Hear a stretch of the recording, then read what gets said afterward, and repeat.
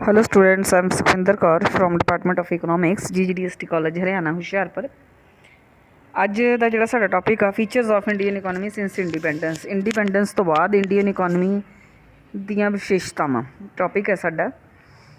ਔਰ ਇਸ ਟੌਪਿਕ ਨੂੰ ਐਕਸਪਲੇਨ ਕਰਨ ਦੇ ਲਈ ਇੰਡੀਅਨ ਇਕੋਨਮੀ ਨੂੰ ਹੁਣ ਤੁਸੀਂ ਇਸ ਤਰ੍ਹਾਂ ਤਾਂ ਨਹੀਂ ਆ ਕਿ ਤੁਸੀਂ ਥੋੜ੍ਹੇ ਜਿਹੇ ਅੱਖਰਾਂ ਦੇ ਵਿੱਚ ਹੀ 2-4 ਲਾਈਨਸ ਦੇ ਵਿੱਚ ਹੀ ਦੱਸੋਗੇ ਇੰਡੀਅਨ ਇਕੋਨਮੀ ਕਿਸ ਤਰ੍ਹਾਂ ਦੀ ਹੈ, ਕਿਉਂਕਿ ਇੰਡੀਅਨ ਇਕੋਨਮੀ ਦੇ ਵਿੱਚ ਇੱਕ ਤਰ੍ਹਾਂ ਦੇ ਇੰਡੀਅਨ ਇਕੋਨਮੀ ਦੇ ਅੱਗੇ ਬਹੁਤ ਸਾਰੇ ਫੀਚਰਸ ਆ। ਇੰਡੀਅਨ ਇਕੋਨਮੀ ਦੀ ਰੂਪ ਰੇਖਾ ਇੱਕੋ ਤਰ੍ਹਾਂ ਦੀ ਨਹੀਂ ਹੈ, ਇਸ ਲਈ ਅਲੱਗ-ਅਲੱਗ ਹੈਡਿੰਗਸ ਦੇ ਵਿੱਚ ਉਸ ਦੀ ਜਿਹੜੀ ਡਿਸਕਸ਼ਨ ਆ ਉਹ ਕੀਤੀ ਜਾਂਦੀ ਹੈ।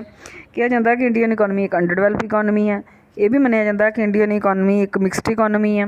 ਇੰਡੀਅਨ ਇਕੋਨਮੀ ਬਲੈਂਡ ਇਕੋਨਮੀ ਹੈ। ਇੰਡੀਅਨ ਇਕੋਨਮੀ ਜਿਹੜੀ ਆ ਉਹਦੇ ਵਿੱਚ ਡਿਊਲਿਜ਼ਮ ਪਾਇਆ ਜਾਂਦਾ, ਡਿਊਲਿਸਟਿਕ ਕਰੈਕਟਰਿਸਟਿਕਸ ਉਹਦੇ ਵਿੱਚ ਦੋਹਰਾਵਾਦ ਪਾਇਆ ਜਾਂਦਾ। ਅਤੇ ਸੈਕਟੋਰਲ ਡਿਸਟਰੀਬਿਊਸ਼ਨ ਜਿਹੜੀ ਇੰਡੀਅਨ ਇਕੋਨਮੀ ਦੀ ਉਹ ਕਿਸ ਤਰ੍ਹਾਂ ਦੀ ਆ, ਇਹ ਸਾਰੇ ਹੈਡਿੰਗਸ ਦੇ ਅੰਡਰ ਤੁਸੀਂ ਸਬ ਹੈਡਿੰਗਸ ਦਿੰਦੇ ਹੋ, ਉਹਨਾਂ ਦੀ ਪ੍ਰੋਪਰ ਐਕਸਪਲੇਨੇਸ਼ਨ ਦਿੰਦੇ ਹੋ, ਅਤੇ ਤੁਹਾਡਾ ਜਿਹੜਾ concept features of Indian economy since independence ਆਜ਼ਾਦੀ ਤੋਂ ਸੁਤੰਤਰਤਾ ਤੋਂ ਬਾਅਦ ਭਾਰਤੀ ਅਰਥ ਵਿਵਸਥਾ ਦੀਆਂ ਵਿਸ਼ੇਸ਼ਤਾਵਾਂ ਟੌਪਿਕ ਹੈ ਜਿਹੜਾ ਉਹ ਕੰਪਲੀਟ ਹੁੰਦਾ। ਅਤੇ ਸਭ ਤੋਂ ਪਹਿਲਾਂ ਜਿਹੜਾ ਇਹਦੇ ਵਿੱਚ ਅਸੀਂ ਕਰਾਂਗੇ Indian economy is an under developed economy. Indian economy ਨੂੰ ਅੰਡਰ ਡਿਵੈਲਪਡ ਇਕੋਨਮੀ ਮੰਨਿਆ ਜਾਂਦਾ ਕਿਉਂਕਿ ਥੋੜ੍ਹੇ ਜਿਹੇ ਕੰਟਰੀਜ਼ ਲਾਈਕ ਇੰਗਲੈਂਡ, ਅਮੈਰੀਕਾ ਜਾਂ ਫਿਰ ਜਰਮਨੀ, ਇਹ ਉਹ ਕੰਟਰੀਜ਼ ਆ ਜਿੱਥੇ ਪਰ ਕੈਪੀਟਾ ਇਨਕਮ ਬਹੁਤ ਜ਼ਿਆਦਾ ਆ, ਜਿੱਥੇ ਪਰ ਕੈਪੀਟਾ ਇਨਕਮ ਜਿਨ੍ਹਾਂ ਦੀ ਪਰ capita income Sri Lanka, Pakistan, Bangladesh, India ਦੇ ਮੁਕਾਬਲੇ ਬਹੁਤ ਜ਼ਿਆਦਾ ਹੈ। ਅਤੇ ਉਹਨਾਂ ਦੀ ਪਰ ਕੈਪੀਟਾ ਇਨਕਮ ਬਹੁਤ ਜ਼ਿਆਦਾ ਹੋਣ ਦੇ ਕਰਕੇ ਅਸੀਂ ਉਹਨਾਂ ਕੰਟਰੀਜ਼ ਨੂੰ ਅਸੀਂ ਡਿਵੈਲਪ ਕੰਟਰੀਜ਼ ਕਹਿ ਦਿੰਦੇ ਹਾਂ। ਅਤੇ ਇਹ ਕੰਟਰੀਜ਼ ਇੰਗਲੈਂਡ, ਜਰਮਨੀ ਅਤੇ ਅਮੈਰੀਕਾ ਵਰਗੇ ਕੰਟਰੀਜ਼ ਆ। ਪਰ ਜਿਹੜੇ countries like Pakistan, Sri Lanka, Bangladesh, India, ਇਹਨਾਂ ਦੀ ਪਰ ਕੈਪੀਟਾ ਇਨਕਮ ਘੱਟ ਆ, ਇਸ ਲਈ ਇਹਨਾਂ ਨੂੰ ਅੰਡਰ ਡਿਵੈਲਪਡ ਇਕੋਨਮੀਜ਼ ਕਿਹਾ ਜਾਂਦਾ ਹੈ। ਅਤੇ ਅੰਡਰ ਡਿਵੈਲਪ ਇਕੋਨਮੀਜ਼ ਅੰਡਰ ਡਿਵੈਲਪਮੈਂਟ ਹੈ ਜਿਹੜੀ, ਇਹਦੇ ਲਈ ਬਹੁਤ ਸਾਰੀਆਂ ਥਿਊਰੀਜ਼ ਵੀ ਆ। ਸਪੈਸ਼ਲੀ 2 ਥਿਊਰੀਜ਼ ਆ, ਇੱਕ ਹੈਗਾ theory of vicious circle of poverty, ਇੱਕ ਹੈਗੀ theory of low income level equilibrium. ਜਿਹੜੀ theory of vicious circle of poverty theory ਹੈ, ਇਹ ਪ੍ਰੋਫੈਸਰ ਨਕਸੇ ਦੀ ਦਿੱਤੀ ਥਿਊਰੀ ਹੈ। ਉਹਨਾਂ ਨੇ ਕਿਹਾ ਕਿ ਇੱਕ ਸਰਕਲ ਚੱਲਦਾ ਹੈ, ਲੋ ਇਨਕਮ, ਲੋ ਸੇਵਿੰਗ, ਲੋ ਇਨਵੈਸਟਮੈਂਟ, ਲੋ ਪ੍ਰੋਡਕਟਿਵਿਟੀ, ਇੱਕ ਪੂਰਾ ਸਰਕਲ ਚੱਲਦਾ ਹੈ। ਔਰ ਉਹ ਪੂਰਾ ਸਰਕਲ ਚੱਲਣ ਦੇ ਕਰਕੇ ਉਹ ਸਰਕਲ ਨੂੰ ਤੋੜਨਾ ਬਹੁਤ ਔਖਾ ਹੁੰਦਾ, ਇਸ ਲਈ ਜਿਹੜਾ ਸਰਕਲ ਆ ਉਹ ਇੱਕ ਵਿਸ਼ੀਅਸ ਸਰਕਲ ਜਿਹੜਾ ਉਹ ਹੁੰਦਾ। Theory of low income level equilibrium, ਇਹ ਪ੍ਰੋਫੈਸਰ ਹਾਰਵੇ ਲੇਵਿਨਸਟਾਈਨ ਦੀ ਦਿੱਤੀ ਹੋਈ ਥਿਊਰੀ ਹੈ। ਔਰ ਇਹਦੇ ਵਿੱਚ ਉਹਨਾਂ ਨੇ ਕਿਹਾ ਕਿ ਆਰਥਿਕ ਵਿਕਾਸ ਵਿੱਚ ਆਉਣ ਵਾਲੀਆਂ ਰੁਕਾਵਟਾਂ ਵਿੱਚ ਘੱਟ ਆਮਦਨ ਪੱਧਰ ਦਾ ਸੰਤੁਲਨ ਦਾ ਪ੍ਰਤੀਪਾਦਨ ਜਿਹੜਾ ਉਹਨਾਂ ਨੇ ਕੀਤਾ ਹੈ। ਔਰ ਉਹਨਾਂ ਨੇ ਇਹ ਕਿਹਾ ਕਿ ਅਲਵਿਕਸਿਤ ਦੇਸ਼ ਜਿਹੜੇ ਅੰਡਰ ਡਿਵੈਲਪ ਕੰਟਰੀਜ਼ ਹੁੰਦੇ ਆ, ਉਹਨਾਂ ਦੇ ਵਿੱਚ ਪਾਈ ਜਾਣੀ ਵਾਲੀ ਵਿਵਸਥਾ ਦਾ ਸੰਤੁਲਨ ਸਥਿਰ ਨਹੀਂ ਹੁੰਦਾ, ਸਟੈਟਿਕ ਨਹੀਂ ਹੁੰਦਾ। ਅਤੇ ਇਹਨਾਂ ਇਕੋਨਮੀਜ਼ ਦੇ ਵਿੱਚ ਜਦੋਂ ਵੀ ਕੋਈ ਚੇਂਜਸ ਆਉਂਦੀਆਂ ਆ, ਉਹਦੇ ਨਾਲ ਪ੍ਰਤੀ ਵਿਅਕਤੀ ਆਮਦਨ ਵਿੱਚ ਵਾਧਾ ਹੋਣ ਦੀ ਜਦੋਂ ਵੀ ਸਥਿਤੀ ਬਣਦੀ ਆ, ਪਰ ਜਿਹੜੀਆਂ ਸ਼ਕਤੀਆਂ ਪ੍ਰਤੱਖ ਜਾਂ ਅਪ੍ਰਤੱਖ ਰੂਪ ਦੇ ਵਿੱਚ ਇੱਦਾਂ ਦੀਆਂ ਪੈਦਾ ਹੋ ਜਾਂਦੀਆਂ ਕਿ ਉਹਨੂੰ ਫਿਰ ਉਹਦੇ ਵਿੱਚ ਕਮੀ ਆਉਣੀ ਸ਼ੁਰੂ ਹੋ ਜਾਂਦੀ ਹੈ। ਅਤੇ ਅੰਡਰ ਡਿਵੈਲਪ ਕੰਟਰੀਜ਼ ਜਾਂ ਅੰਡਰ ਡਿਵੈਲਪ ਇਕੋਨਮੀਜ਼ ਦੇ ਵਿੱਚ ਆਮਦਨ ਘੱਟ ਕਰਨ ਵਾਲੇ ਤੱਤ ਆਮਦਨ ਵਧਾਉਣ ਵਾਲੇ ਤੱਤਾਂ ਨਾਲੋਂ ਜ਼ਿਆਦਾ ਸ਼ਕਤੀਸ਼ਾਲੀ ਹੁੰਦੇ ਆ। ਅਤੇ ਇਹਨਾਂ ਥਿਊਰੀਜ਼ ਦੇ ਬੇਸ ਦੇ ਉੱਤੇ ਅੰਡਰ ਡਿਵੈਲਪ ਕੰਟਰੀਜ਼ ਆ ਜਿਹੜੀਆਂ ਉਹਨਾਂ ਦਾ ਅੰਦਾਜ਼ਾ ਲਗਾਇਆ ਜਾ ਸਕਦਾ ਹੈ। ਇੰਡੀਆ ਦੇ ਵਿੱਚ ਠੀਕ ਉਸੇ ਤਰ੍ਹਾਂ ਇੱਕ ਤਾਂ ਵਿਸ਼ੇਸ਼ ਸਰਕਲ ਪਾਇਆ ਜਾਂਦਾ ਹੈ ਪਾਵਰਟੀ ਦਾ। ਉਸ ਤੋਂ ਇਲਾਵਾ ਜਿਹੜੇ ਸਟੀਮੂਲੈਂਟਸ ਜਿਹਨਾਂ ਨੂੰ ਆਪਾਂ ਕਹਿੰਦੇ ਜਿਹੜੇ ਇਕੋਨਮੀ ਨੂੰ ਅੱਗੇ ਲੈ ਕੇ ਜਾਂਦੇ ਆ, ਉਹਨਾਂ ਦੇ ਨਾਲੋਂ ਜਿਹੜੇ ਇਕੋਨਮੀ ਨੂੰ ਪਿੱਛੇ ਲੈ ਕੇ ਆਉਂਦੇ ਤੱਤ ਉਹ ਜ਼ਿਆਦਾ ਜਿਹੜੇ ਉਹ ਐਕਟਿਵ ਆ ਜਾਂ ਜ਼ਿਆਦਾ ਰੋਲ ਪਲੇ ਕਰ ਜਾਂਦੇ ਆ। ਅਤੇ ਫੀਚਰਸ ਕੀ ਆ ਇੰਡੀਅਨ ਇਕੋਨਮੀ ਨੂੰ, ਜੇ ਅਸੀਂ ਹੁਣ ਅੰਡਰ ਡਿਵੈਲਪ ਇਕੋਨਮੀ ਤਾਂ ਚਲੋ ਕਹਿ ਦਿੱਤਾ, ਪਰ ਫਿਰ ਵੀ ਹੋਰ ਕਿਹੜੇ ਫੀਚਰਸ ਆ ਜੇ ਥਿਊਰੀਜ਼ ਨੂੰ ਨਾ ਵੀ ਦੇਖੀਏ ਆਪਾਂ, ਥਿਊਰੀ ਆਫ ਵਿਸ਼ੀਅਸ ਸਰਕਲ ਜਾਂ theory of low income level equilibrium, ਤਾਂ ਕਿੱਥੋਂ ਤੁਸੀਂ ਕਹਿ ਸਕਦੇ ਹੋ ਕਿ ਇੰਡੀਅਨ ਇਕੋਨਮੀ ਇੱਕ ਅੰਡਰ ਡਿਵੈਲਪ ਇਕੋਨਮੀ ਹੈ। ਅਤੇ ਕੁਝ ਇੱਕ ਫੀਚਰਸ ਹੁੰਦੇ ਆ ਅੰਡਰ ਡਿਵੈਲਪ ਇਕੋਨਮੀ ਦੇ, ਅਤੇ ਉਹ ਸਾਰੇ ਫੀਚਰਸ ਲਗਭਗ ਇੰਡੀਆ 'ਚ ਪਾਏ ਜਾਂਦੇ ਆ, ਇਸ ਲਈ ਇਸ ਨੂੰ ਅੰਡਰ ਡਿਵੈਲਪ ਇਕੋਨਮੀ ਕਿਹਾ ਜਾਂਦਾ। ਜਿਵੇਂ ਸਟੈਗਨੈਂਟ ਪਰ ਕੈਪੀਟਾ ਇਨਕਮ, ਕਿ ਜਿਵੇਂ ਕਿ ਆਪਾਂ ਪਹਿਲਾਂ ਵੀ ਗੱਲ ਕਰ ਚੁੱਕੇ ਹਾਂ ਲਾਸਟ ਲੈਕਚਰ ਦੇ ਵਿੱਚ ਵੀ, ਕਿ ਬਹੁਤ ਸਾਲ ਇੰਡੀਆ ਦੀ ਜਿਹੜੀ ਪਰ ਕੈਪੀਟਾ ਇਨਕਮ ਆ ਉਹ ਸਥਿਰ ਰਹੀ ਆ। ਆਜ਼ਾਦੀ ਤੋਂ ਲਗਭਗ 50 ਸਾਲਾਂ ਦੇ ਬਾਅਦ ਵੀ ਮਤਲਬ ਪਰ ਕੈਪੀਟਾ ਇਨਕਮ ਦੇ ਵਿੱਚ ਬਹੁਤ ਜ਼ਿਆਦਾ ਵਾਧਾ ਨਹੀਂ ਹੋਇਆ। ਅਤੇ 50 ਸਾਲ ਪਹਿਲਾਂ ਤਾਂ ਪ੍ਰਤੀ ਵਿਅਕਤੀ ਆਮਦਨ ਦੇ ਵਿੱਚ ਸਿਰਫ 1% ਵਾਧਾ ਹੋਇਆ, ਮਤਲਬ 1900 ਤੋਂ ਲੈ ਕੇ 1950 ਤੱਕ ਲਗਭਗ ਸਿਰਫ 1% ਵਾਧਾ ਹੋਇਆ ਪਰ ਕੈਪੀਟਾ ਇਨਕਮ ਦੇ ਵਿੱਚ। ਅਤੇ ਉਸ ਤੋਂ ਬਾਅਦ ਵੀ ਇਹ ਵਾਧਾ ਕੋਈ ਬਹੁਤ ਜ਼ਿਆਦਾ ਨਹੀਂ ਆ, 3% ਤੱਕ ਦਾ ਵਾਧਾ ਰਿਹਾ ਆ, ਅਤੇ ਇਸ ਕਰਕੇ ਇਸ ਨੂੰ ਇੱਕ ਸਥਿਰ ਅਰਥ ਵਿਵਸਥਾ ਮੰਨਿਆ ਜਾਂਦਾ। ਲੋ ਲੈਵਲ ਆਫ ਪਰ ਕੈਪੀਟਾ ਇਨਕਮ ਇੰਨੀ ਕੁ ਘੱਟ ਹੈ ਕਿ ਤੁਸੀਂ ਦੇਖੋ ਕਿ ਇੰਡੀਆ ਦੀ ਪਰ ਕੈਪੀਟਾ ਇਨਕਮ US ਡਾਲਰ ਦੇ ਵਿੱਚ 1600 ਹੈ, ਜਦ ਕਿ USA ਦੀ ਆਪਣੀ 55,980 ਵੀ ਲਗਭਗ 56,000 ਅਤੇ UK ਦੀ ਲਗਭਗ 43,000, ਜਾਪਾਨ ਦੀ ਲਗਭਗ 39,000 ਅਤੇ ਇਹਦੇ ਮੁਕਾਬਲੇ ਇੰਡੀਆ ਦੀ ਲਗਭਗ 1,600 US ਦੇ ਵਿੱਚ ਇਨਕਮ ਪ੍ਰਤੀ ਵਿਅਕਤੀ ਹੈਗੀ ਹੈ। ਅਤੇ ਇੱਥੋਂ ਪਤਾ ਲੱਗਦਾ ਇੰਡੀਅਨ ਇਕੋਨਮੀ ਇੱਕ ਅੰਡਰ ਡਿਵੈਲਪਡ ਇਕੋਨਮੀ ਹੈ। ਲੋ ਸਟੈਂਡਰਡ ਆਫ ਲਿਵਿੰਗ, ਸਾਡੇ ਲੋਕਾਂ ਦੇ ਵਿੱਚ ਸਟੈਂਡਰਡ ਆਫ ਲਿਵਿੰਗ ਆ ਜਿਹੜਾ ਉਹ ਵੀ ਉਨਾ ਵਧੀਆ ਨਹੀਂ ਆ। ਜਿਸ ਤਰ੍ਹਾਂ ਕਿਹਾ ਜਾਂਦਾ ਕਿ 1999 ਦੇ ਵਿੱਚ ਜੇ ਦੇਖੀਏ ਤਾਂ ਸਿਰਫ ਪ੍ਰਤੀ ਵਿਅਕਤੀ ਜਿਹੜੀਆਂ ਪਰ ਡੇ ਕੈਲੋਰੀਜ਼ ਸਾਨੂੰ ਜ਼ਰੂਰੀ ਆ ਉਹ 2496 ਮਿਲਦੀਆਂ ਸੀ, ਜਦ ਕਿ ਜਿਹੜੀ ਰਿਕੁਆਇਰਮੈਂਟ ਆ ਉਹ 3600 ਕੈਲੋਰੀਜ਼ ਦੀ ਹੈਗੀ ਹੈ। ਅਤੇ unequal distribution of income and wealth, India ਜਿਵੇਂ ਕਿ ਆਪਾਂ ਲਾਸਟ ਲੈਕਚਰ ਦੇ ਐਂਡ 'ਤੇ ਵੀ ਗੱਲ ਕੀਤੀ ਸੀ, ਇੰਡੀਆ ਪੂਅਰ ਕੰਟਰੀ ਨਹੀਂ ਆ, ਇਹ ਇੰਡੀਆ ਕੰਟਰੀ ਰਿਚ ਆ ਬਟ ਗਰੀਬ ਲੋਕ ਆ ਇੱਥੇ, ਕਿਉਂਕਿ ਇੰਡੀਆ ਦੀ ਜਿਹੜੀ ਇਨਕਮ ਆ ਜ਼ਿਆਦਾ ਇੰਡੀਆ ਦੀ ਇਨਕਮ ਦਾ ਵੱਡਾ ਹਿੱਸਾ ਥੋੜ੍ਹੇ ਲੋਕਾਂ ਕੋਲ ਆ ਅਤੇ ਬਹੁਤੇ ਲੋਕਾਂ ਕੋਲ ਇਨਕਮ ਘੱਟ ਆ। ਮਤਲਬ ਆਮਦਨ ਦਾ ਇੱਕ ਵੱਡਾ ਹਿੱਸਾ ਕੁਝ ਕੁ ਲੋਕਾਂ ਦੇ ਕੋਲ ਹੀ ਆ। ਸਭ ਤੋਂ ਵਧੇਰੇ ਜਿਹੜੀ ਆਮਦਨ ਆ ਉਹ ਥੋੜ੍ਹੇ ਲੋਕਾਂ ਦੇ ਕੋਲ ਥੋੜ੍ਹੇ ਹੱਥਾਂ ਦੇ ਵਿੱਚ ਹੀ ਹੈਗੀ ਆ। ਅਤੇ ਜਿਹੜੀ ਆਮਦਨ ਦੀ ਅਤੇ ਧਨ ਦੀ ਵੰਡ ਆ ਇਹ ਅਸਮਾਨ ਵੰਡ ਹੈਗੀ ਆ। Excessive dependence on agriculture, Bharat ਦੇ ਵਿੱਚ ਮੇਨ ਆਕਿਊਪੇਸ਼ਨ ਐਗਰੀਕਲਚਰ ਆ ਅਤੇ ਐਗਰੀਕਲਚਰ ਦੇ ਉੱਤੇ ਬਹੁਤ ਜ਼ਿਆਦਾ ਡਿਪੈਂਡੈਂਸ ਹੈਗੀ ਹੈ। 2016-17 ਦੇ ਵਿੱਚ ਵੀ ਖੇਤੀ ਦਾ ਜਿਹੜਾ ਯੋਗਦਾਨ ਰਾਸ਼ਟਰੀ ਆਮਦਨ ਦੇ ਵਿੱਚ ਸੀ ਉਹ 15% ਤੱਕ 15% ਤੋਂ ਵੀ ਜ਼ਿਆਦਾ ਦਾ ਸੀ। ਅਤੇ ਖੇਤੀ ਇਸ ਦਾ ਅਰਥ ਤਾਂ ਇਹ ਹੋਇਆ ਕਿ ਜਿਹੜੀ 46% ਜਨਸੰਖਿਆ ਸਾਡੀ ਦਾ ਰਾਸ਼ਟਰੀ ਆਮਦਨ ਵਿੱਚ ਯੋਗਦਾਨ ਸਿਰਫ 15% ਆ।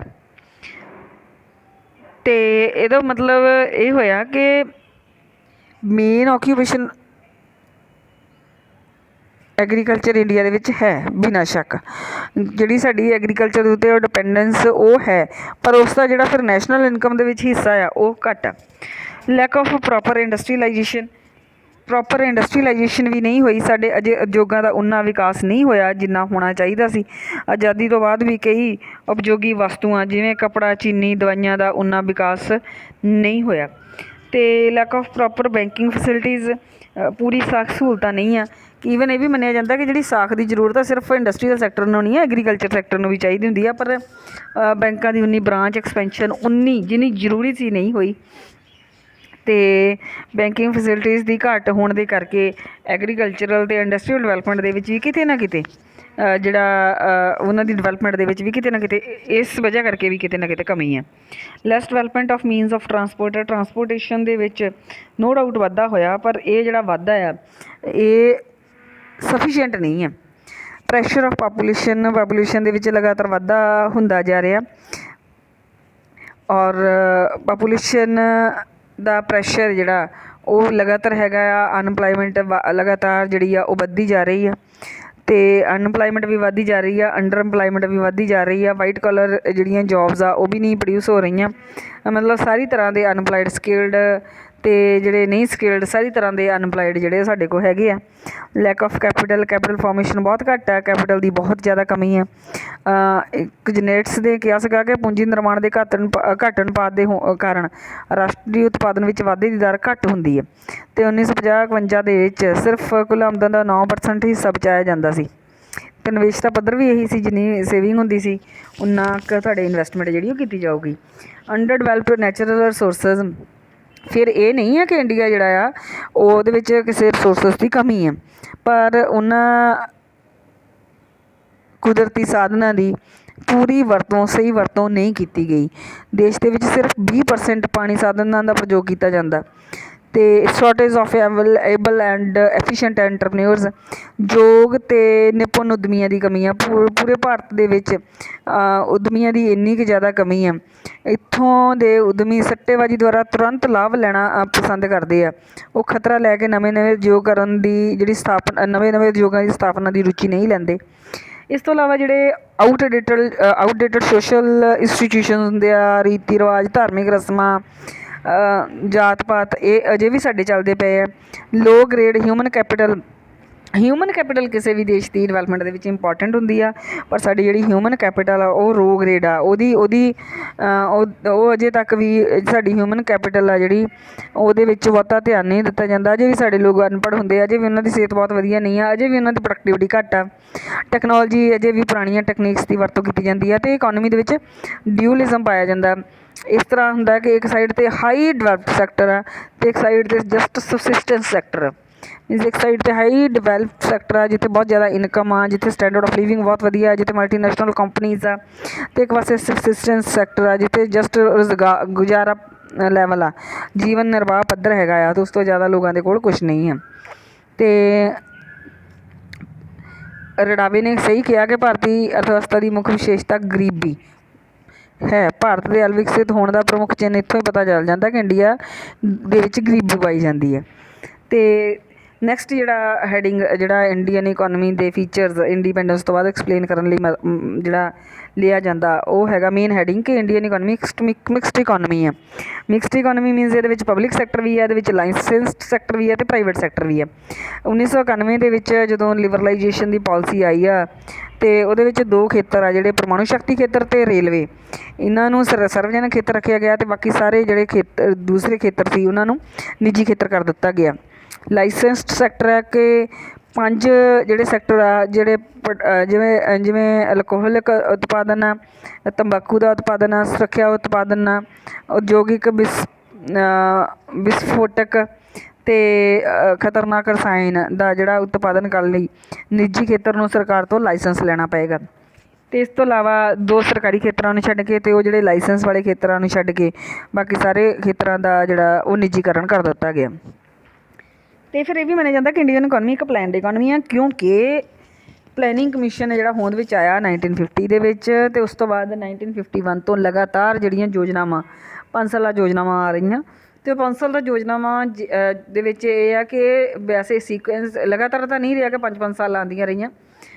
ਕੁਝ ਇੱਕ ਯੋਜਨਾਵਾਂ ਜਿਹੜੀਆਂ ਆ ਉਹ ਵਿੱਚ ਠੀਕ ਟਾਈਮ 'ਤੇ ਨਹੀਂ ਨਵੀਂ ਯੋਜਨਾ ਆ ਪਾਈ ਅਤੇ ਐਨੂਅਲ ਪਲੈਨਸ ਮੀਨਸ ਇੱਕ ਸਾਲ ਦੀ ਯੋਜਨਾ ਵੀ ਜਿਹੜੀ ਆ ਉਹ ਬਣਾਈ ਗਈ ਆ। ਅਤੇ ਉਹਦੇ ਨਾਲ ਜਦੋਂ ਤੁਸੀਂ ਪਲੈਨਿੰਗ ਦੇ ਨਾਲ ਡਿਵੈਲਪਮੈਂਟ ਕੀਤੀ ਆ, ਬਿਨਾਂ ਸ਼ੱਕ ਜਦੋਂ ਤੁਸੀਂ ਪਲੈਨਿੰਗ ਕਰਕੇ ਡਿਵੈਲਪਮੈਂਟ ਸਟਾਰਟ ਕਰੋਗੇ ਤਾਂ ਬਿਨਾਂ ਸ਼ੱਕ ਤੁਹਾਡੀ ਜਿਹੜੀ ਡਿਵੈਲਪਮੈਂਟ ਆ ਉਹ ਇੱਕ ਪਲੈਨਿੰਗ ਦੇ ਨਾਲ ਹੋਏਗੀ ਅਤੇ ਉਹ ਵਧੀਆ ਹੋਏਗੀ। ਅਤੇ ਇਹਦੇ ਨਾਲ ਤੁਹਾਡੀ ਰਾਸ਼ਟਰੀ ਆਮਦਨ ਦੇ ਵਿੱਚ ਵਾਧਾ ਹੋਇਆ। ਜਿਹੜੀ ਰਾਸ਼ਟਰੀ ਆਮਦਨ ਸਿਰਫ 1% ਦੇ ਨੇੜੇ ਤੇੜੇ ਵੱਧਦੀ ਸੀ, ਉਹ ਰਾਸ਼ਟਰੀ ਆਮਦਨ ਆ ਜਿਹੜੀ 2008-9 ਦੇ ਵਿੱਚ 6.7% ਤੱਕ ਗਈ। ਅਤੇ ਪਰ ਕੈਪੀਟਾ ਇਨਕਮ ਦੇ ਵਿੱਚ ਵੀ ਵਾਧਾ ਹੋਇਆ। 11ਵੀਂ ਯੋਜਨਾ ਜਿਹੜੀ ਸੀ 11ਵੀਂ ਯੋਜਨਾ ਦੇ ਵਿੱਚ ਜਿਹੜੀ ਪਰ ਕੈਪੀਟਾ ਇਨਕਮ ਸੀ ਉਹ 11ਵੀਂ ਯੋਜਨਾ ਦੇ ਵਿੱਚ ਜਿਹੜੀ ਪਰ ਕੈਪੀਟਾ ਇਨਕਮ ਸੀ ਉਹਦੇ ਵਿੱਚ ਜਿਹੜਾ ਵਾਧਾ ਆ ਉਹ ਬਹੁਤ ਜ਼ਿਆਦਾ ਰਿਹਾ, ਲਗਭਗ 6.5% ਦੇ ਨੇੜੇ ਤੇੜੇ ਸੀ। ਅਤੇ increase in rate of capital formation 50-51 ਦੇ ਵਿੱਚ ਕੈਪੀਟਲ ਫੋਰਮੇਸ਼ਨ ਦੀ ਜਿਹੜੀ ਦਰ ਆ ਉਹ ਘੱਟ ਸੀ, ਪਰ ਇਹ ਜਿਹੜੀ ਕੈਪੀਟਲ ਫੋਰਮੇਸ਼ਨ ਦੀ ਦਰ ਆ ਇਹ ਘਰੇਲੂ ਸਕਲ ਉਤਪਾਦ ਦੀ ਦਰ ਆ ਇਹ 15-16 ਦੇ ਵਿੱਚ ਵੱਧ ਕੇ 33.2 ਹੋ ਗਈ, ਅਤੇ 50-51 ਦੇ ਵਿੱਚ ਜਿਹੜੀ ਘੱਟ ਸੀ ਸਿਰਫ 8.7% ਸੀ। ਉਸ ਤੋਂ ਬਾਅਦ institutional reforms in agriculture and green revolution, agriculture ਦੇ ਵਿੱਚ ਵੀ ਬਹੁਤ ਜ਼ਿਆਦਾ ਰਿਫੋਰਮਸ ਆਏ ਆ, ਅਤੇ ਈਵਨ ਗ੍ਰੀਨ ਰੈਵੋਲਿਊਸ਼ਨਸ ਆਈ ਹੈ 1965 ਦੇ ਵਿੱਚ, ਅਤੇ ਇਹਦੇ ਨਾਲ ਸਾਡੀਆਂ ਫੂਡ ਗ੍ਰੇਨਸ ਦੀਆਂ ਲੋੜਾਂ ਜਿਹੜੀਆਂ ਉਹ ਵੀ ਪੂਰੀਆਂ ਹੋਈਆਂ। ਇਹ ਸਾਰਾ ਪਲੈਨਿੰਗ ਦੇ ਅੰਡਰ ਹੋਇਆ। ਡਿਵੈਲਪਮੈਂਟ ਆਫ ਇੰਡਸਟਰੀਜ਼ ਪਲੈਨਿੰਗ ਦੇ ਨਾਲ ਫਿਰ ਇੰਡਸਟਰੀਜ਼ ਦੀ ਜਿਹੜੀ ਡਿਵੈਲਪਮੈਂਟ ਆ ਉਹ ਵੀ ਹੋਈ ਆ। ਲੋਹਾ ਇਸਪਾਤ ਮਸ਼ੀਨਰੀ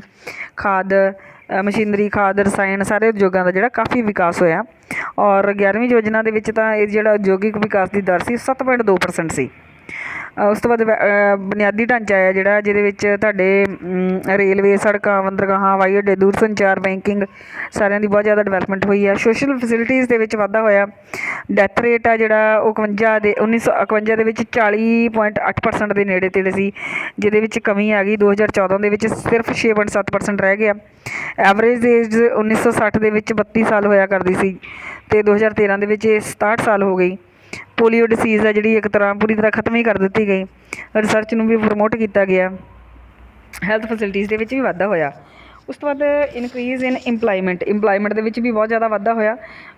ਸਰਕਾਰ ਦੇ ਦੁਆਰਾ 12ਵੀਂ ਯੋਜਨਾ ਦੇ ਵਿੱਚ 5 ਕਰੋੜ ਮੌਕੇ ਆ ਜਿਹੜੇ ਵਾਧੂ ਰੁਜ਼ਗਾਰ ਦੇ ਪੈਦਾ ਕੀਤੇ ਗਏ। ਮੋਡਰਨਾਈਜੇਸ਼ਨ ਵੀ ਜਿਹੜੀ ਆ ਇਕੋਨਮੀ ਦੀ ਹੋਈ ਆ। ਐਕਸਪੋਰਟ ਦੇ ਵਿੱਚ ਵੀ ਵਾਧਾ ਹੋਇਆ। ਡਿਵਰਸੀਫਿਕੇਸ਼ਨ ਵੀ ਆਈ ਆ ਕਿ ਹੁਣ ਜਿਹੜਾ ਐਕਸਪੋਰਟ ਆ ਇਹ ਇੰਜੀਨੀਅਰਿੰਗ ਪ੍ਰੋਡਕਟਸ ਦਾ ਕੀਤਾ ਜਾਂਦਾ, ਸੋਫਟਵੇਅਰ ਦਾ ਕੀਤਾ ਜਾਂਦਾ, ਅਤੇ ਇੰਪੋਰਟ ਦੇ ਸਬਸਟੀਟਿਊਟ ਵੀ ਅਸੀਂ ਪ੍ਰੋਡਿਊਸ ਕਰਨੇ ਸ਼ੁਰੂ ਕਰ ਦਿੱਤੇ ਆ। ਉਸ ਤੋਂ ਬਾਅਦ development of science and technology ਦੇ ਵਿੱਚ IITs ਵਗੈਰਾ ਆ ਗਈਆਂ। ਇੰਡੀਆ ਦੇ ਵਿੱਚ ਕਾਫੀ ਜ਼ਿਆਦਾ ਰੈਵੋਲਿਊਸ਼ਨ ਜਿਹੜੀ ਆਈ ਆ। ਸਟਰਕਚਰਲ ਚੇਂਜਸ ਜਿਹੜੀਆਂ ਇੰਸਟੀਟਿਊਸ਼ਨਲ ਚੇਂਜਸ ਉਹ ਵੀ ਆਈਆਂ। ਲੈਸ ਸਾਈਕਲੀਕਲ ਫਲਕਚੁਏਸ਼ਨਸ, ਜਿਹੜੀ ਇੱਕ ਸਾਈਕਲ ਚੱਲਦਾ ਹੁੰਦਾ ਨਾ, ਕਦੀ ਬੂਮ ਕਦੀ ਡਿਪਰੈਸ਼ਨ ਰਿਸੈਸ਼ਨ ਰਿਕਵਰੀ, ਉਹ ਸਾਈਕਲੀਕਲ ਚੇਂਜਸ ਦੇ ਵਿੱਚ ਵੀ ਕਮੀ ਆ ਗਈ ਆ। ਅਤੇ ਪ੍ਰੋਡਕਸ਼ਨ ਅਕੋਰਡਿੰਗ ਟੂ, ਕਿਉਂਕਿ ਪਲੈਨਿੰਗ ਨਾ ਕਰਦੇ ਹੋ ਨਾ, ਇਸ ਲਈ ਜ਼ਰੂਰਤ ਦੇ ਅਕੋਰਡਿੰਗ ਤੁਸੀਂ ਪ੍ਰੋਡਕਸ਼ਨ ਕਰਦੇ ਹੋ। ਬੈਲੈਂਸਡ ਇਕਨੋਮਿਕ ਡਿਵੈਲਪਮੈਂਟ ਹੁੰਦੀ ਹੈ, ਪੂਰੀ ਤਰ੍ਹਾਂ ਬੈਲੈਂਸ ਦੇ ਵਿੱਚ ਡਿਵੈਲਪਮੈਂਟ ਜਿਹੜੀ ਕੀਤੀ ਜਾਂਦੀ ਹੈ ਕਿ ਸਾਰੇ ਸੈਕਟਰਸ, ਐਗਰੀਕਲਚਰ, ਇੰਡਸਟਰੀ, ਟਰਸ਼ਰੀ, ਸਾਰੇ ਸੈਕਟਰਸ ਨੂੰ ਬੈਲੈਂਸ ਦੇ ਵਿੱਚ ਰੱਖ ਕੇ ਜਿਹੜਾ ਡਿਵੈਲਪ ਕਰਨ ਦੀ ਕੋਸ਼ਿਸ਼ ਕੀਤੀ ਜਾਂਦੀ ਹੈ। ਉਸ ਤੋਂ ਬਾਅਦ ਨੈਚੁਰਲ ਰਿਸੋਰਸਿਸ ਦਾ ਸਹੀ ਯੂਜ਼ ਆ ਜਿਹੜਾ ਉਹ ਕੀਤਾ ਜਾਂਦਾ ਹੋਣਾ ਸ਼ੁਰੂ ਹੋ ਗਿਆ। ਅਤੇ ਇਸ ਤਰ੍ਹਾਂ ਹੁਣ ਅਤੇ ਇਹ ਆ ਕਿ ਇਸ ਤਰ੍ਹਾਂ ਵੀ ਸੋਚਿਆ ਜਾਂਦਾ ਕਿ ਨੈਚੁਰਲ ਰਿਸੋਰਸਿਸ ਜਿਹੜੇ ਆ ਉਹ ਅੱਜ ਯੂਜ਼ ਕਰ ਲਏ ਜਾਣ, ਪਰ ਕਮਿੰਗ ਜਨਰੇਸ਼ਨ ਲਈ ਵੀ ਉਹ ਬਚਾ ਕੇ ਰੱਖੇ ਜਾਣ। ਉਸ ਤੋਂ ਬਾਅਦ ਇੰਡੀਅਨ ਇਕੋਨਮੀ ਨੂੰ ਡਿਊਲਿਸਟਿਕ ਨੇਚਰ ਦੀ ਵੀ ਕਿਹਾ ਜਾਂਦਾ, ਕਿਉਂਕਿ ਇਹਦੇ ਵਿੱਚ ਦੋਹਰਾਪਨ ਪਾਇਆ ਜਾਂਦਾ। ਦੋਹਰਾਪਨ ਕਈ ਤਰ੍ਹਾਂ ਦਾ ਹੋ ਸਕਦਾ, ਜਿਵੇਂ ਕਿਉਂ ਇਕਨੋਮਿਕ ਡਿਊਲਿਜ਼ਮ ਹੁੰਦਾ, ਇੱਕ ਸਾਈਡ 'ਤੇ ਹਾਈਲੀ ਜਿਹੜੇ ਰਿਚ ਪੀਪਲ ਆ, ਇੱਕ ਸਾਈਡ 'ਤੇ ਬਹੁਤ ਪੂਅਰ ਲੋਕ ਹੈਗੇ ਆ, ਇੱਕ ਸਾਈਡ 'ਤੇ ਉਹ ਲੋਕ ਹੁੰਦੇ ਆ ਜਿਨ੍ਹਾਂ ਦੀ ਬਹੁਤ ਜ਼ਿਆਦਾ ਸਟੈਂਡਰਡ ਆਫ ਲਿਵਿੰਗ ਬਹੁਤ ਜ਼ਿਆਦਾ ਹਾਈ ਹੁੰਦਾ, ਇੰਪਰੂਵਡ ਹੁੰਦਾ। ਇੱਕ ਸਾਈਡ 'ਤੇ ਲੋਕਾਂ ਦਾ ਸਟੈਂਡਰਡ ਆਫ ਲਿਵਿੰਗ ਬਹੁਤ ਲੋ ਹੁੰਦਾ। ਟੈਕਨੋਲੋਜੀ ਦੇ ਵਿੱਚ ਵੀ ਡਿਊਲਿਜ਼ਮ ਪਾਇਆ ਜਾਂਦਾ, ਇੱਕ ਸਾਈਡ 'ਤੇ ਬਹੁਤ ਮਾਡਰਨ ਟੈਕਨੋਲੋਜੀ ਤੁਸੀਂ ਯੂਜ਼ ਕਰ ਰਹੇ ਹੋ ਅਤੇ ਨਾਲ ਹੀ ਇੱਕਦਮ ਬੈਕਵਰਡ, ਇੱਕਦਮ ਪੁਰਾਣੀਆਂ ਟੈਕਨੀਕਸ ਦੀ ਵਰਤੋਂ ਵੀ ਹੁੰਦੀ ਪਈ ਆ। ਸੋਸ਼ੋਲੋਜੀਕਲ ਡਿਊਲਿਜ਼ਮ ਵੀ ਹੈਗਾ ਆ, ਸੁਸਾਇਟੀ ਦੇ ਵਿੱਚ, ਸਮਾਜ ਦੇ ਵਿੱਚ ਵੀ ਇੱਕ ਸਾਈਡ 'ਤੇ ਹਾਈਲੀ ਮਾਡਰਨ ਸੈਕਟਰ ਹੈਗਾ, ਪੜ੍ਹਿਆ ਲਿਖਿਆ, ਉੱਦਮੀ, ਆਸ਼ਾਵਾਦੀ, ਆਪਟੀਮਿਸਟਿਕ ਹੈਗਾ, ਪਰ ਦੂਸਰੀ ਸਾਈਡ 'ਤੇ ਰੂੜੀਵਾਦੀ, ਅੰਧ ਵਿਸ਼ਵਾਸੀ, ਅਨਪੜ੍ਹ ਲੋਕ ਵੀ ਹੈਗੇ ਆ, ਜਿਹੜੇ ਅਜੇ ਵੀ ਪਰੰਪਰਾਵਾਂ ਨੂੰ, ਰੀਤੀ ਰਿਵਾਜ਼ਾਂ ਨੂੰ, ਜਾਤੀ ਪ੍ਰਥਾ ਨੂੰ, ਅੰਧ ਵਿਸ਼ਵਾਸਾਂ ਨੂੰ ਮੰਨਦੇ ਆ। ਅਤੇ ਉਸ ਤੋਂ ਬਾਅਦ ਸੈਕਟੋਰਲ ਡਿਸਟ੍ਰੀਬਿਊਸ਼ਨ ਹੈ ਜਿਹੜੀ ਇੰਡੀਅਨ ਇਕੋਨਮੀ ਦੀ ਆਜ਼ਾਦੀ ਤੋਂ ਬਾਅਦ, ਉਹਦੇ ਵਿੱਚ 3 ਸੈਕਟਰਸ ਜਿਹੜੇ ਮੇਨ ਹੈਗੇ ਆ ਹੁਣ, ਪ੍ਰਾਇਮਰੀ, ਸੈਕੰਡਰੀ ਅਤੇ ਟਰਸ਼ਰੀ। ਪ੍ਰਾਇਮਰੀ ਸੈਕਟਰ ਦੇ ਵਿੱਚ ਪਸ਼ੂ ਪਾਲਣ, ਐਗਰੀਕਲਚਰ, ਜੰਗਲ, ਫੋਰੈਸਟਰੀ, ਖਣਿਜ ਆਦਿ ਕਿਰਿਆਵਾਂ ਸ਼ਾਮਲ ਹੁੰਦੀਆਂ। ਅਤੇ ਸੈਕੰਡਰੀ ਸੈਕਟਰ ਦੇ ਵਿੱਚ ਉਦਯੋਗ, ਨਿਰਮਾਣ ਖੇਤਰ, ਊਰਜਾ ਨਿਰਯਾਤ ਆਦਿ ਕਿਰਿਆਵਾਂ ਆਉਂਦੀਆਂ। ਅਤੇ ਟਰਸ਼ਰੀ ਸੈਕਟਰ ਦੇ ਵਿੱਚ ਬੈਂਕਿੰਗ, ਬੀਮਾ, ਦੂਰ ਸੰਚਾਰ, ਸੂਚਨਾ ਟੈਕਨੋਲੋਜੀ, ਉਹਦੀ ਭੰਡਾਰਕਰਨ ਅਤੇ ਵਪਾਰ ਆਦਿ ਨੂੰ ਸ਼ਾਮਲ ਕੀਤਾ ਜਾਂਦਾ। ਅਤੇ ਇਹ ਆ ਸੈਕਟੋਰਲ ਡਿਸਟ੍ਰੀਬਿਊਸ਼ਨ ਆਫ ਇੰਡੀਆ ਦੀ। ਅਤੇ ਇਹ ਸੀ ਇੰਡੀਅਨ ਇਕੋਨਮੀ ਦੇ ਫੀਚਰਸ ਸਿੰਸ ਇੰਡੀਪੈਂਡੈਂਸ। ਮੀਨਸ ਇੱਕ ਹੈਡਿੰਗ ਦੇ ਅੰਡਰ ਨਹੀਂ, ਅਲੱਗ-ਅਲੱਗ ਹੈਡਿੰਗਸ ਦੇ ਅੰਡਰ, ਫਿਰ ਸਬ ਹੈਡਿੰਗਸ ਦੇ ਦੁਆਰਾ ਇੰਡੀਆ ਦਾ ਜਿਹੜਾ ਫੀਚਰਸ ਆ ਜਿਹੜੇ ਇੰਡੀਪੈਂਡੈਂਸ ਤੋਂ ਬਾਅਦ ਰਹੇ ਆ ਉਹਨਾਂ ਨੂੰ ਐਕਸਪਲੇਨ ਕੀਤਾ ਗਿਆ। ਅਤੇ ਇਹ ਕੰਸੈਪਟ ਇੱਥੇ ਕੰਪਲੀਟ ਹੁੰਦਾ। ਨੈਕਸਟ ਆਪਾਂ ਅਗਲੇ ਲੈਕਚਰ ਦੇ ਵਿੱਚ ਕਰਾਂਗੇ। Thank you so much.